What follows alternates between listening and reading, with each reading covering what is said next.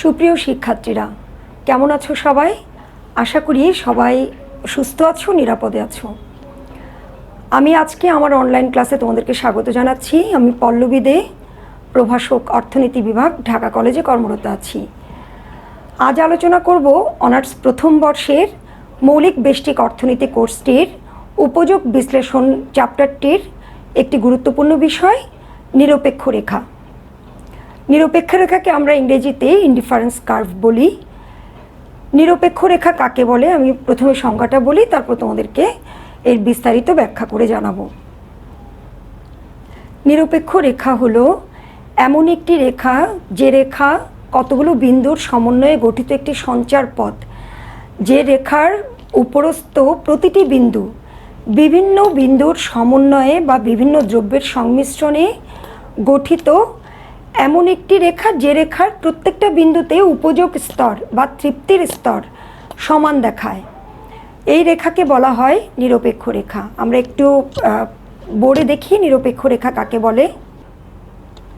নিরপেক্ষ রেখা বা indifference curve, দেখো এখানে লিখেছি দুটি দ্রব্যের বিভিন্ন সংমিশ্রণে প্রাপ্ত এমন একটি রেখা, যে রেখার প্রত্যেক বিন্দুতে প্রাপ্ত উপযোগের পরিমাণ সমান থাকে, তাকে নিরপেক্ষ রেখা বলে। আমরা নিরপেক্ষ রেখার চিত্রটা দেখব। এই রেখাকে আবার সম উপযোগ রেখাও বলা হয়। তোমরা জানো যে আমরা উপযোগ চ্যাপ্টার পড়ছি। উপযোগ চ্যাপ্টারে কি ব্যাখ্যা করা হয়? তৃপ্তির স্তর ব্যাখ্যা করা হয়, একজন ভোক্তার তৃপ্তির স্তর। তো এই রেখার ভোক্তার তৃপ্তি নির্দেশক একটা রেখা। এই রেখাকে এই জন্য, যেহেতু প্রত্যেক বিন্দুতে সমান উপযোগ পাওয়া যায়, তাই সম উপযোগ রেখা বলা হয়। সংক্ষেপে এটাকে বলা হয় যে indifference curve, I R C নিয়ে সংক্ষেপে এটাকে বলা হয় আইসি রেখা। আমরা আজকে আলোচনা করব নিরপেক্ষ রেখার অঙ্কন পদ্ধতি, নিরপেক্ষ রেখার ঢাল কিভাবে নির্ণয় করা হয়, এমআরএস কি, এবং নিরপেক্ষ রেখার বৈশিষ্ট্য। প্রিয় শিক্ষার্থীরা, নিরপেক্ষ রেখা কি আমরা দেখেছি। অঙ্কন পদ্ধতিটা একটু দেখে নিই, কীভাবে একটি সূচি থেকে নিরপেক্ষ রেখা অঙ্কন করা যায়। নিরপেক্ষ রেখা অঙ্কন বা ডেরিভেশন অফ ইনডিফারেন্স কার্ভ। মোট উপযোগ অপেক্ষক হতে নিরপেক্ষ সূচি বের করা যায় এবং তা হতে নিরপেক্ষ রেখা অঙ্কন করা যায়। তাহলে নিরপেক্ষ রেখা অঙ্কন করতে আমাদের কি দরকার হবে? অবশ্যই একটি উপযোগ অপেক্ষক দরকার হবে।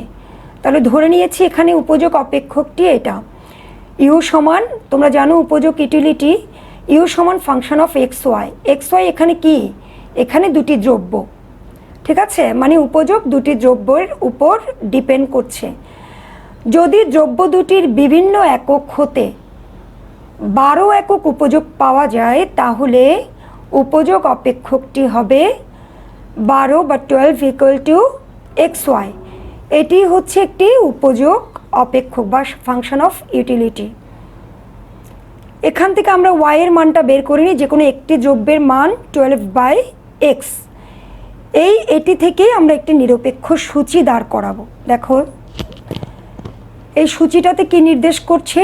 এক্স দ্রব্য, ওয়াই দ্রব্য, এবং এক্স আর ওয়াই দ্রব্যের বিভিন্ন তৃপ্তির স্তর থেকে বিভিন্ন বিন্দু পাওয়া যাচ্ছে, সেটা দেখাচ্ছি। এক্স দ্রব্য, একজন ভোক্তা এক্স দ্রব্য 1 একক গ্রহণ করলে ওয়াই দ্রব্য যদি 12 একক গ্রহণ করে এ তৃপ্তির স্তর পাওয়া যায়। ঠিক একইভাবে 2 একক গ্রহণ করলে, এখানে যদি 2 হয় তাহলে ওয়াই এর মান কত হবে? 6। এখানে যদি 3 হয়, এক্স দ্রব্য যদি 3 ধরে নিই, ওয়াই এর মান কত হবে? 4। ঠিক একইভাবে এখানে যদি 4 ধরে নিই এক্স এর মান, ওয়াই এর মান দাঁড়াবে 3। তাহলে বিভিন্ন একক এক্সে বিভিন্ন একক ওয়াই পাচ্ছি এবং বিভিন্ন তৃপ্তির স্তর এ বি সি ডি বিন্দু দ্বারা আমরা সূচিত করছি।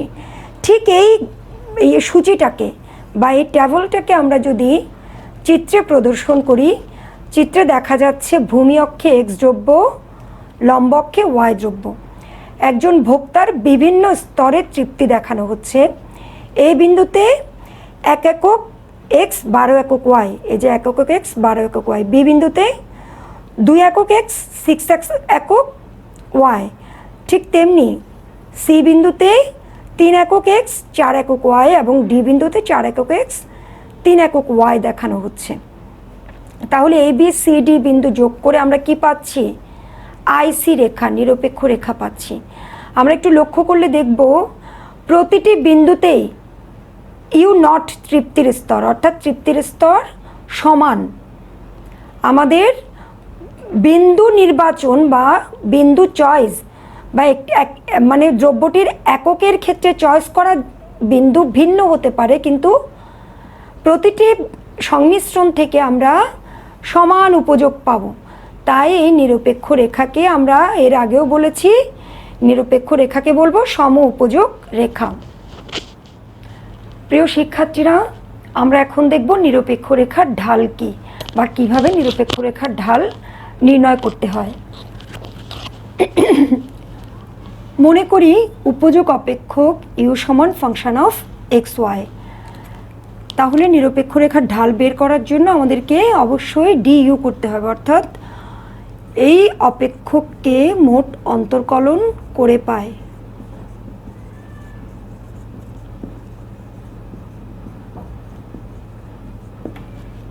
মোট অন্তর্কলন করলে কি দাঁড়ায়? ডি ইউ সমান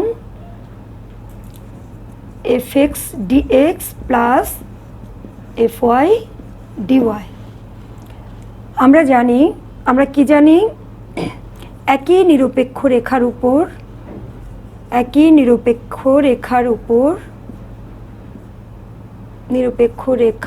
উপর উপযোগের পরিবর্তন কি থাকে? উপযোগের পরিবর্তন শূন্য, অর্থাৎ উপযোগের পরিবর্তন শূন্য মানে ডি ইউ ইকুয়াল টু 0। তাহলে আমরা যদি এটা এই যে 1 নং সমীকরণ দিই, ডি ইউ সমান 0 ধরেছি, এটা যদি 1 নম্বর সমীকরণ হতে পাই, লিখি যে 1 নম্বর সমীকরণ হতে পাই F x dx plus F y dy equal to 0, or fx dx equal to minus fy dy।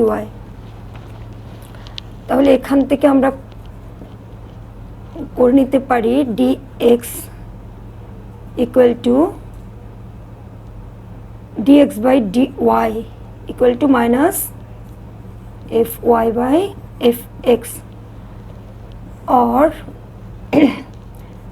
dy by dx equal to minus fx by fy। এটিকে আমরা কি লিখতে পারি? ঢাল কি? dy by dx এ কি ঢাল? আমরা জানি dy by dx হচ্ছে ঢাল। তাহলে ঢাল কত আসলো? নিরপেক্ষ রেখার ঢাল fx by fy, এটা ঋণাত্মক।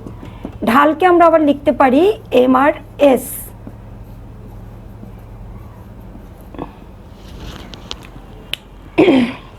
এই হচ্ছে নিরপেক্ষ রেখার ঢাল। প্রতিটি স্টেপ তোমরা বুঝতে পেরেছো কিনা দেখো। উপযোগ অপেক্ষক দেওয়া আছে, প্রথমে উপযোগ অপেক্ষককে মোট অন্তর্কলন করে নিবে এবং মোট অন্তর্কলন করার পরে লিখবা উপযোগের পরিবর্তন। যেহেতু এখানে এসছে, আমরা জানি একই নিরপেক্ষ রেখার উপরে উপযোগের পরিবর্তন হয় না, অর্থাৎ সম উপযোগ থাকে, তার মানে উপযোগের পরিবর্তন 0।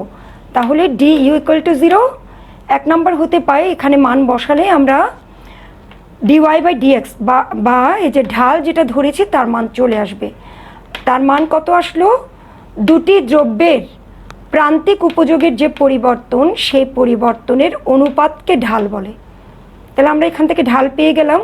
আর নিরপেক্ষ রেখার ঢালকে আমরা এমআরএস বলতে পারি। এমআরএস এর ইলাবোরেশন কি আমি একটু এখানে লিখে দিচ্ছি, দেখো।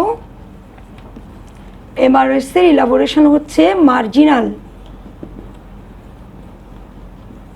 rate of substitution।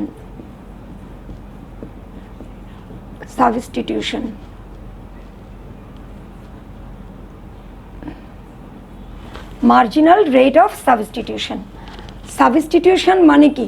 সাবস্টিটিউট কথাটার কেন মানে বিকল্পন, এই শব্দটা এখানে কেন এসছে আমি একটু বলি।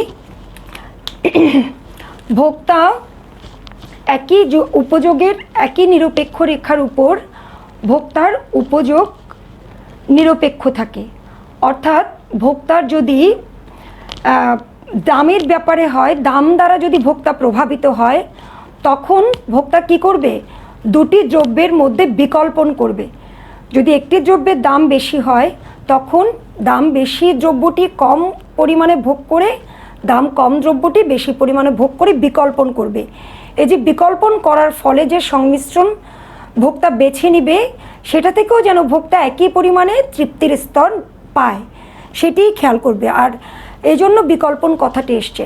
তাহলে মার্জিনাল রেট অফ সাবস্টিটিউশন হচ্ছে এমআরএস। এমআরএস মানেই হচ্ছে ঢাল, ঠিক আছে। তাহলে নিরপেক্ষ রেখাকে আমরা এমআরএস দ্বারা সূচিত করি। এমআরএস সমান কি দেখতে পাচ্ছি, এমআরএস সমান দেখতে পাচ্ছি দুটি দ্রব্যের প্রান্তিক বিকল্পনের যে অনুপাত সেই অনুপাতকে এমআরএস বলা হয় এবং সেই অনুপাতটা ঋণাত্মক। অর্থাৎ একটি দ্রব্যের উপযোগ বাড়াতে হলে অবশ্যই অপর দ্রব্যের উপযোগ কমাতে হবে। প্রিয় শিক্ষার্থীরা, আমরা এখন দেখব নিরপেক্ষ রেখার বৈশিষ্ট্যগুলো কি কি। আমি এখানে লিখেছি, দেখো, নিরপেক্ষ রেখার বৈশিষ্ট্য। নিরপেক্ষ রেখা বাম হতে ডানে নিম্নগামী হয়। আমরা একটু আগেও দেখেছি, আমরা যে নিরপেক্ষ রেখাটি এঁকেছি সেটা বাম থেকে ডানে নিম্নগামী। নিরপেক্ষ রেখা মূল বিন্দুর দিকে উত্তল হয়। আমরা তাও দেখতে পেয়েছি নিরপেক্ষ রেখাটা মূল বিন্দুর দিকে উত্তল। 3 নম্বর হচ্ছে নিচের নিরপেক্ষ রেখা উপরের নিরপেক্ষ রেখা, নিচের নিরপেক্ষ রেখার চেয়ে উপরের নিরপেক্ষ রেখা অধিক উপযোগ নির্দেশ করে। এটা আমি একটু ব্যাখ্যা করি। এখানে দেখো, এই যে আমি এখানে যে নিরপেক্ষ রেখাটি এঁকেছি, এক্স দ্রব্য ওয়াই দ্রব্য, সরি এটা আইসি কার্ভ, আইসি কার্ভ। এখানে যে স্তরটি আমি দেখালাম x1 y1 দুটি দ্রব্যের সংমিশ্রণ এ বিন্দু, এটি একটি নিরপেক্ষ রেখা। এখানে একটি নিরপেক্ষ রেখা এঁকেছি IC1। এটা যদি দেখায় তাহলে এখানে অবশ্যই এক্স দ্রব্যের পরিমাণও বেশি এবং ওয়াই দ্রব্য ভোগের পরিমাণও বেশি। অর্থাৎ এটি বি বিন্দু। বি বিন্দুতে কি দেখাচ্ছে, বি বিন্দুতে এক্স ওয়াই এর সংমিশ্রণ এ বিন্দুর যে সংমিশ্রণ তার চেয়ে অবশ্যই বেশি আমরা এখানে দেখতে পাচ্ছি। এই জন্য বলা হয় নিচের নিরপেক্ষ রেখার চেয়ে উপরের নিরপেক্ষ রেখাটি অধিক উপযোগ স্তর নির্দেশ করে। 4 নম্বর বৈশিষ্ট্যটা কি, দুটি নিরপেক্ষ রেখা পরস্পরকে কখনো ছেদ করে না। আমরা একটু ব্যাখ্যা করব। দেখো, দুটি নিরপেক্ষ রেখা কিভাবে পরস্পরকে কখনো ছেদ করে না। এক্স দ্রব্য ওয়াই দ্রব্য, এই হচ্ছে একটি নিরপেক্ষ রেখা আইসি, এই হচ্ছে আরেকটি নিরপেক্ষ রেখা, এটা IC1, এটি আইসি। এই একটি বিন্দু, এখানে যদি আরও বিন্দু নির্দেশ করি তাহলে ধরে নিলাম যে এটার উপরে আইসি নিরপেক্ষ রেখার উপরে বি বিন্দু, IC1 নিরপেক্ষ রেখার উপরে সি বিন্দু।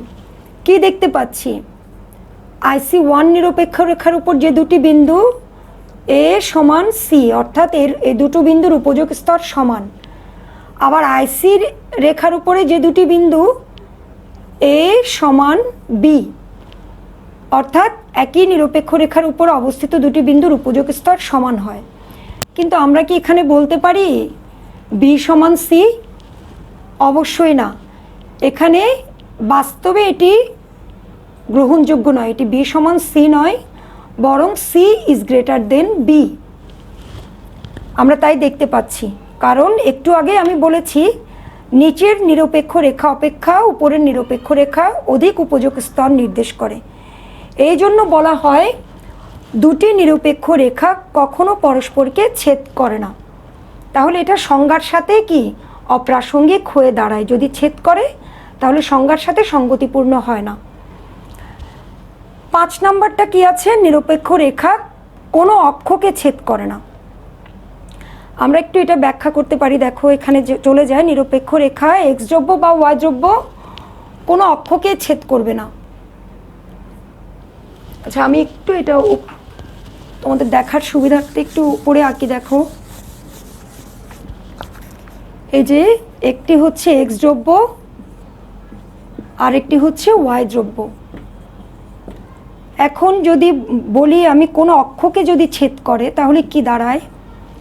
কোনো অক্ষকে ছেদ করলে এই অক্ষে কি ওয়াই দ্রব্য, এই পরিমাণে ওয়াই দ্রব্য, অর্থাৎ যদি এটা ওয়াই 1 হয় তাহলে এ বিন্দুতে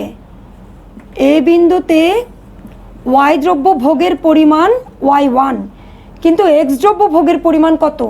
0, তাই না? এখানে এক্স দ্রব্য ভোগের পরিমাণ 0।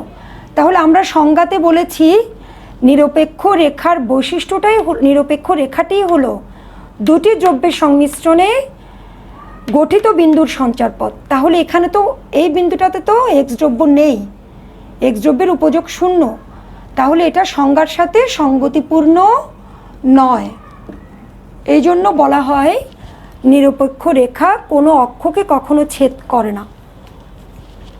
সুপ্রিয় শিক্ষার্থীরা, আমার আজকের পাঠের বিষয় ছিল নিরপেক্ষ রেখা কি, এই রেখার অঙ্কন পদ্ধতি, কিভাবে আমরা নিরপেক্ষ রেখা অঙ্কন করতে পারি, এর ঢাল কি, এমআরএস কি এবং নিরপেক্ষ রেখার বৈশিষ্ট্যগুলো।